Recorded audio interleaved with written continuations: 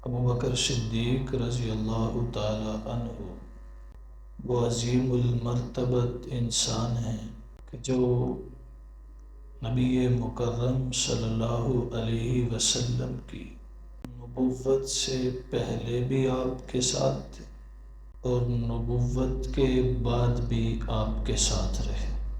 خالق کائنات نے قرآن مقدس میں فرمایا محمد الرسول اللہ، محمد اللہ کے رسول ہیں، والذین معہ، اور جو آپ کے ساتھ ہیں۔ یہاں نبی مکرم صلی اللہ علیہ وسلم کی معیت کسے نصیب ہوئی؟ مفسرین لکھتے ہیں کہ یہاں والذین معہ سے خاص طور پر مراد سیدنا ابو بکر صدیق رضی اللہ تعالی عنہ ہے،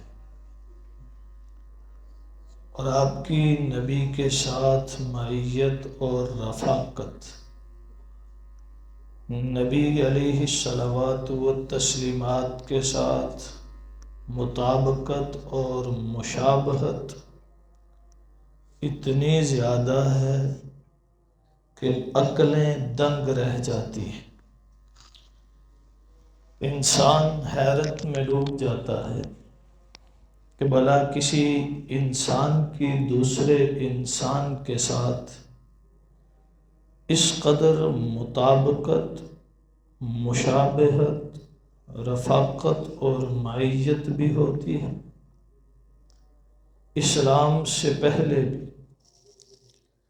ابو بکر صدیق رضی اللہ تعالی عنہ نبی علیہ الصلوات والتسلیمات کے ساتھ ہیں۔ اسلام لانے کے بعد بھی حضرت ابو بکر صدیق رضی اللہ تعالی عنہ نبی اکرم صلی اللہ علیہ وسلم کے ساتھ ہیں۔ ہم خیال، ہم فکر، ہم مزاج، ہم اوصاف ہیں۔ نبی اکرم صلی اللہ علیہ وسلم کے بچپن کے دوستوں میں ابو بکر صدیق ہیں۔ نبی کے لڑکپن کے تعلقات ابو بکر صدیق کے ساتھ، نبی علیہ السلام کی جوانی کی رفاقتیں ابو بکر صدیق کے ساتھ۔ یہی وجہ تھی کہ نبوت ملنے کے بعد سب سے پہلی دعوت ابو بکر صدیق رضی اللہ تعالی عنہ کو دی، اور انہوں نے بلا تردد اسے قبول کیا اور نبی اکرم صلی اللہ علیہ وسلم کی نبوت اور رسالت کو تسلیم کیا۔ پھر نبی اکرم صلی اللہ علیہ وسلم اس مشن نبوت کو لے کر کے مکہ میں نکلے تو ابو بکر ساتھ تھے۔ حضور بھی دعوت اسلام دیتے ہیں، ابو بکر بھی دعوت اسلام دیتے ہیں۔ حضور کی دعوت پر بھی لوگ ایمان قبول کر رہے ہیں، ابو بکر کی دعوت پر بھی لوگ ایمان قبول کر رہے ہیں۔ حضور کی دعوت پر بھی لوگ مخالفت اور عداوت پال رہے ہیں، ابو بکر کی دعوت پر بھی لوگ مخالفت اور عداوت پال رہے ہیں۔ نبی اکرم صلی اللہ علیہ وسلم کو بھی دعوت اسلام کی وجہ سے لوگوں کے طعنے سننے پڑے، باتیں سننی پڑی۔ ابو بکر کو بھی دعوت اسلام کی وجہ سے لوگوں کے طعنے سننے پڑے، باتیں سننی پڑی۔ نبی علیہ السلام کو بھی دعوت اسلام کی وجہ سے تکلیفیں اٹھانی پڑی، ابو بکر کو بھی دعوت اسلام کی وجہ سے تکلیفیں اٹھانی پڑی۔ نبی علیہ السلام کو دعوت اسلام کی وجہ سے مارا پیٹا گیا، لہو لہان کیا گیا، ابو بکر صدیق کو بھی دعوت اسلام کی وجہ سے مارا پیٹا گیا، لہو لہان کیا گیا۔ نبی علیہ السلام کی بیٹی حضرت فاطمہ کو حضور کی عداوت میں ابو جہل نے تھپڑ مارا، ابو بکر صدیق کی بیٹی اسما کو ابو بکر کی عداوت میں ابو جہل نے تھپڑ مارا۔ نبی کی بیٹی دین کی وجہ سے مار کھاتی ہے تو ابو بکر کی بیٹی بھی دین کی وجہ سے مار کھاتی ہے۔ مسلمان ہجرت کرتے چلے جا رہے ہیں، اجازت مل گئی، نبی علیہ السلام بھی اجازت کے منتظر، صدیق بھی اجازت کے منتظر۔ اکثر لوگ مکہ سے ہجرت کر کے مدینہ جا چکے ہیں، حضور بھی مکہ میں، ابو بکر بھی مکہ میں۔ پھر نبی اکرم صلی اللہ علیہ وسلم کو اجازت ہجرت ملی تو ابو بکر کو بھی اجازت ہجرت ملی۔ نبی اکرم صلی اللہ علیہ وسلم ہجرت کے لیے روانہ ہوئے تو صدیق بھی ہجرت کے لیے روانہ ہوئے۔ نبی اکرم صلی اللہ علیہ وسلم ابو بکر کی معیت میں ہیں، ابو بکر نبی کی معیت میں ہیں۔ دونوں ہی اکٹھے ہجرت کے ارادے سے مکہ سے نکلے اور سور کی چڑھائی چڑھی۔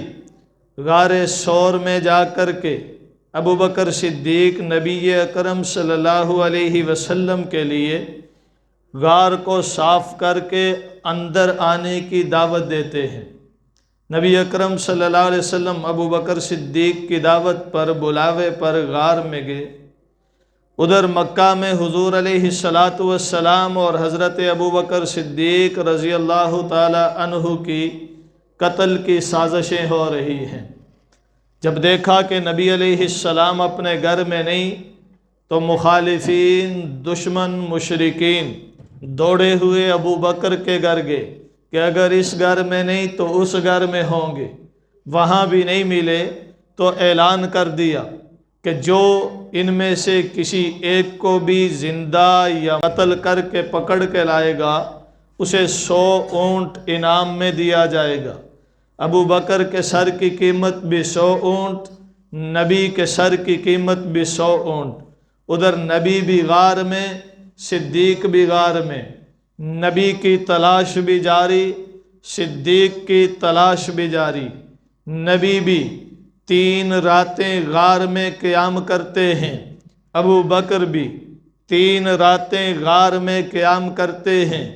سراقہ بن جاشم نبی علیہ السلام کی تلاش میں نکلا، سراقہ بن جاشم صدیق کی تلاش میں نکلا۔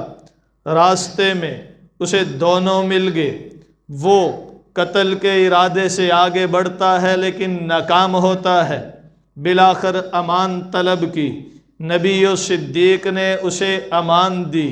نبی اور صدیق ساتھ ساتھ ہیں، سواری ایک ہے، کبھی نبی آگے صدیق پیچھے، کبھی نبی پیچھے صدیق آگے، یوں دونوں باری باری ایک سواری میں آگے پیچھے ہو کر سفر کرتے چلے جا رہے ہیں۔ پھر نبی علیہ السلام قباء کی بستی میں تو صدیق بھی قباء کی بستی میں۔ نبی اور صدیق دونوں جب قباء کی بستی میں پہنچے، حضور علیہ السلام بھی بیٹھے ہیں، صدیق بھی بیٹھے ہیں۔ لوگ آ کر پہلے صدیق سے مصافحہ کرتے ہیں، پھر نبی سے مصافحہ کرتے ہیں۔ تمیز نہیں ہو پا رہی، دونوں میں اتنی مشابہت ہے۔ رب العالمین نے عکس نبوت صدیق پر اتنا ڈال دیا کہ عام لوگوں کو معلوم نہیں پڑتا کہ نبی کون ہے، امتی کون ہے، آقا کون ہے، نوکر خادم کون ہے، امتی کون ہے، غلام کون ہے۔ بخاری شریف میں ہے، پھر جب سورج چڑھ گیا، گرمی اور تپش ستانے لگی تو ابو بکر صدیق نے اپنی چادر کے ساتھ، اپنے رومال کے ساتھ نبی کے سر پر سایہ کیا تو پتہ چلا وہ نبی ہے، یہ امتی، وہ آقا ہے، یہ غلام ہے، یہ حضور کا خادم ہے۔ یہ اس قدر مشابہت تھی، اور یہ مشابہت صرف ظاہری نہیں تھی بلکہ عملی اعتبار سے بھی تھی، کردار میں بھی تھی، بلکہ اگر مزید گہرائی میں جائیں تو نسلوں میں بھی تھی۔ نبی علیہ السلام جب مدینہ منورہ پہنچے، ابو بکر صدیق بھی ساتھ تھے، مدینہ میں نبی بھی مہمان ہیں، صدیق بھی مہمان ہیں، نبی بدر میں، صدیق بدر میں، نبی احد میں، صدیق احد میں، نبی خندق میں، صدیق خندق میں، نبی تبوک میں، صدیق تبوک میں، نبی علیہ السلام کے ساتھ عداوتیں پل رہی ہیں یہود مدینہ کی، تو صدیق کے ساتھ عداوتیں پل رہی ہیں یہود مدینہ کی۔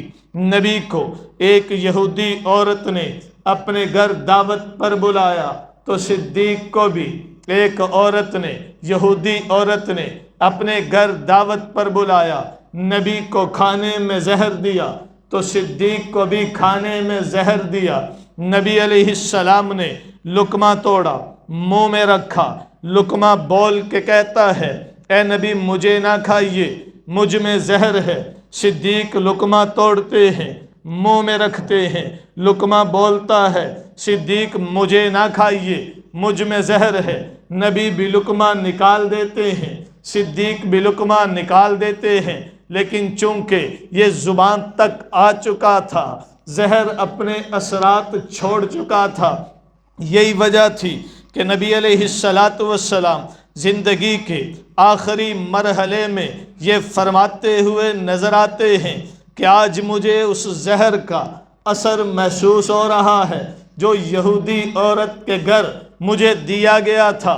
صدیق کا آخری وقت ہے، صدیق بھی یہ فرماتے ہیں آج مجھے اس زہر کا اثر محسوس ہو رہا ہے جو یہودی عورت کے گھر دیا گیا تھا۔ جہاں جہاں نبی ہیں وہاں وہاں صدیق ہیں، جیسا جیسا نبی کے ساتھ ہوتا ہے ویسا ویسا صدیق کے ساتھ ہوتا ہے، جو جو نبی کے لیے وہ صدیق کے لیے۔ یہ فرق ضرور ہے کہ وہ نبی ہیں، یہ امتی ہیں، وہ آقا ہیں، یہ غلام ہیں، چنے گئے ہیں منصب نبوت کے لیے، یہ چنے گئے ہیں منصب صداقت کے لیے۔ ان کو رب العالمین نے نبیوں میں سب سے افضل بنایا اور ان کو امتیوں میں سب سے افضل بنایا۔ انبیاء میں سب سے افضل نبی مکرم صلی اللہ علیہ وسلم کی ذات گرامی، امتیوں میں سب سے افضل ابو بکر صدیق کی شخصیت۔ نبی علیہ السلام سے آپ کے اصحاب محبت کرتے ہیں تو صدیق سے آپ کے اصحاب محبت کرتے ہیں۔ مزید مطابقت عرض کرتا ہوں، مزید مشابہت عرض کرتا ہوں، مزید رفاقتیں عرض کرتا ہوں۔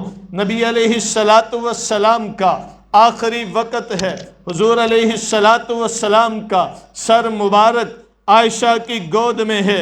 صدیق کا آخری وقت ہے، صدیق کا سر مبارک عائشہ کی گود میں ہے۔ عائشہ نبی کی بیوی ہے، صدیق کی بیٹی ہے۔ نبی کو آخری وقت میں حضرت عائشہ رضی اللہ عنہا نے مسواک چبا کر دی تو صدیق رضی اللہ تعالی عنہ کو آخری وقت میں حضرت عائشہ نے مسواک چبا کر دی۔ نبی کی زبان پر، نبی کے منہ میں جو آخری چیز گئی وہ لعاب عائشہ ہے، تو صدیق کی زبان پر، صدیق کے منہ میں جو آخری چیز گئی وہ لعاب عائشہ ہے۔ نبی کا سر بھی عائشہ کی گود میں، صدیق کا سر بھی عائشہ کی گود میں۔ نبی علیہ السلام کو بھی آخری وقت میں امت کی فکر ہے تو صدیق کو بھی آخری وقت میں امت کی فکر ہے۔ نبی کی عمر بھی 62 سال سے کچھ اوپر، صدیق کی عمر بھی 62 سال سے کچھ اوپر۔ نبی علیہ السلام کو بھی روضے میں سلایا گیا تو صدیق کو بھی روضے میں سلایا گیا۔ کل قیامت کے دن نبی بھی روضہ سے اٹھیں گے، صدیق بھی روضہ سے اٹھیں گے۔ نبی علیہ السلام کے لیے بھی ہمیشہ جنت کی راحتیں، صدیق کے لیے بھی ہمیشہ جنت کی راحتیں۔ نہیں مزید آگے بڑھتے ہیں، نبی کا نواسہ بھی شہید ہے، صدیق کا نواسہ بھی شہید ہے۔ نبی کے نواسے حسین نے بھی یزید کی بیعت سے انکار کیا تھا، صدیق کے نواسے عبداللہ بن زبیر نے بھی یزید کی بیعت سے انکار کیا تھا، نبی کے نواسے حسین کو بھی شہید کیا گیا، صدیق کے نواسے عبداللہ بن زبیر کو بھی شہید کیا گیا، نبی کے نواسے حسین کا لاشا بھی 3 دن بے گورو کفن پڑا رہا، صدیق کا نواسا عبداللہ بن زبیر بھی شہادت کے بعد 3 دن تک بے گورو کفن چوک میں چوراہے میں لاشا لٹکا رہا، نبی کے نواسے کے ساتھ بھی ظلم ہوا، صدیق کے نواسے کے ساتھ بھی ظلم ہوا، نبی کا نواسا بھی دین کے لیے کٹ گیا، صدیق کا نواسا بھی دین کے لیے کٹ گیا۔ اللہ نے اتنی مطابقت رکھی، اتنی مشابہت رکھی، اتنی قربتیں رکھی کہ نہ صرف دونوں میں بلکہ نسلوں میں اللہ تعالیٰ نے اس مطابقت کو جاری کیا ہے۔ تو جہاں جہاں نبی ہیں وہاں وہاں صدیق ہیں، تو ابو بکر صدیق رضی اللہ تعالیٰ عنہ محسن اسلام ہے۔ اللہ تعالیٰ ہمیں ان محسنین اسلام اور جو پہلے پہل ایمان لانے والے حضور نبی مکرم صلی اللہ علیہ وسلم پر، ان کے نقش قدم پر چلنے کی اور ان سے حقیقی محبت کرنے کی توفیق عطا فرمائیں۔ وما علینا الا البلاغ المبین۔